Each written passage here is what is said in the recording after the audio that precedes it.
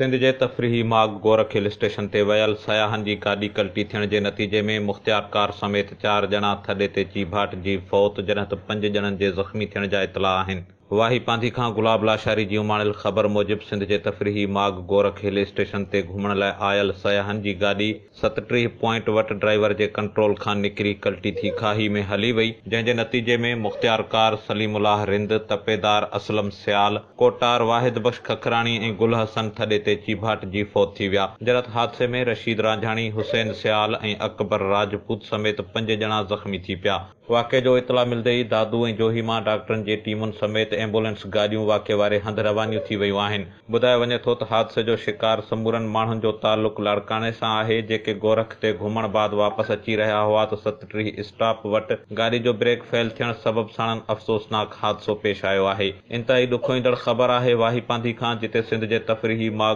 Gorakh hill station ते घुमण लाइ वयल सयाहनि जे गाॾी सां अफ़सोसनाक हादसो पेश आयो आहे, जंहिं जे नतीजे में रेवेन्यू खाते जा 4 मुलाज़िम थॾे ते फौत थी विया आहिनि, जरत हादसे में 5 ॼणनि जे ज़ख़्मी थियण जा इतला आहिनि। फौतियुनि में मुख़्तियार कार लाड़कानो, सलीमुल्लाह रिंद, तपेदार असलम सियाल, कोटार वाहिद बख़्श खखराणी ऐं गुल हसन शामिल आहिनि। वाक़े जो इतला मिलंदे ई दादू ऐं जोही खां डॉक्टरनि जी टीम ऐं एम्बुलेंस हादसे वारे हंधि रवानियूं थी वियूं आहिनि।